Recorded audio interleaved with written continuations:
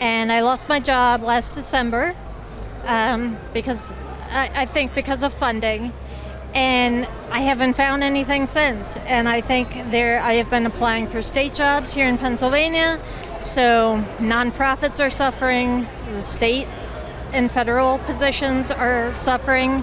I'm retired and I'm lucky to have a pension, but I depend on Social Security and Medicare. So I'm, worried that those things are going to go away. Hey, it's Jordan. I am in Flint, Michigan, East Palestine, Ohio, Tumwa, Iowa. Please support the only independent outlet on the ground covering what the corporate media covers up. I am here and at the Bernie Sanders Fight the Oligarchy tour, and we're just trying to get a sense of why working people came out for Bernie Sanders. So why did your lovely family come out today to support Bernie Sanders? This is my daughter Hazel, and I was here. Well, I supported him 8 years ago. I felt the burn the first time, and I'm still feeling it. He speaks truth to what real families in this country need. He knows what's going on, in the White House, and he knows what changes have to happen. He should have been, the Democratic candidate 8 years ago, and I love his fire, and I love his, he's inspiring. He really is. He's inspiring. Absolutely. And what brought you out today? Really the same thing. I've been a Bernie fan also, and I think he just speaks to everyone. It doesn't matter what class you are, what ethnic group you are. I think he really appreciates the diversity in this country, and he also wants us to save our resources and also our programs. You think of all the things that are being destroyed right now. Education, choice, all those things are going away. And Bernie would never do that. And he also is against the oligarchy. He wants a diversity of people to be running this country. So. Absolutely. And Hazel, what brought you out today with your mom and grandma? I just think that he's somebody who takes action and he speaks the truth. He's nice to people. I mean, I feel like that's kind of rare nowadays.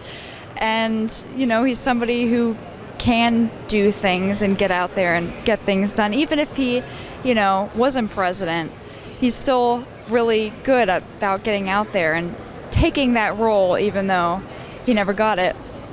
Absolutely, and those are things that I think most people should be able to rally behind, being nice to people and having empathy for people who maybe have less than we do. And I guess I would ask, you guys are here as a little family unit, and I would just wonder, as working people, how is your family faring throughout, not just the first 100 days of Trump, but before that, because I know that a lot of working people have been brought out because they feel like they're struggling and they don't feel like there's a lot of representation really in office to give voice to those struggles, to honor those struggles and do something about it materially. So how are you guys faring? Well, I lost my job. I've been working 15 years in nonprofits, and I lost my job last December because I think because of funding. And I haven't found anything since. And I think I have been applying for state jobs here in Pennsylvania. And I got my second notice that they're no longer filling the position that I applied for. So nonprofits are suffering, the state and federal positions are suffering. So it's fortunately we're okay. We're doing fine as a family. But personally, I haven't been able to find a job since, the end of December, since January. So,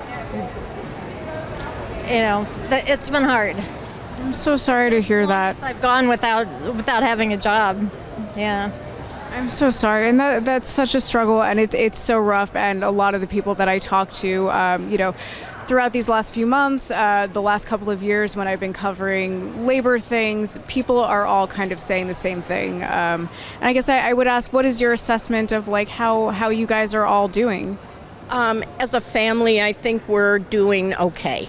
Right now, we're sort of secure, but I'm retired, and I'm lucky to have a pension, but I depend on Social Security and Medicare, so I'm, worried that those things are going to go away, and that'll make a big difference. But I know many of my friends whose kids worked in government in D.C. they got a 24-hour notice to pack up and leave. And they're all struggling because that's their life. And they were let go for no reason. So I'm so sorry to hear that. Again, like these are things that I just hear echoed from most people that I talk to. And you are younger. What is your feeling about how your family is doing in this moment? And it's kind of like I grew up during the recession.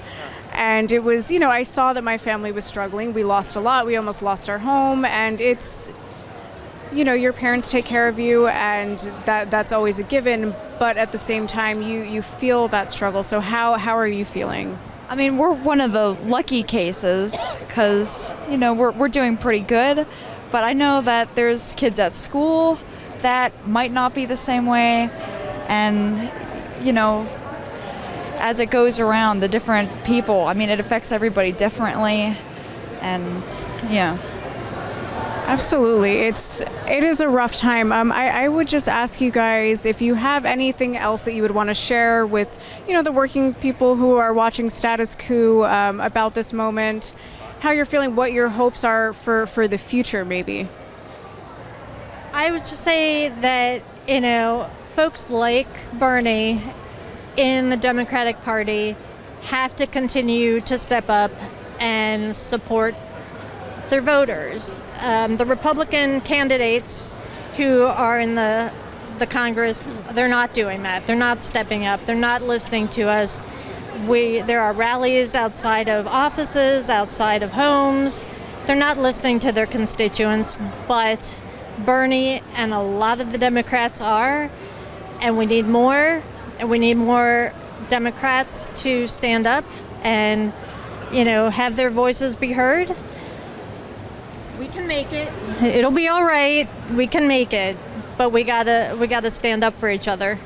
Absolutely, and I guess it's just a quick follow-up question. You guys have outlined that this moment is difficult for a lot of people, for yourselves, for I'm sure many of the people who are here.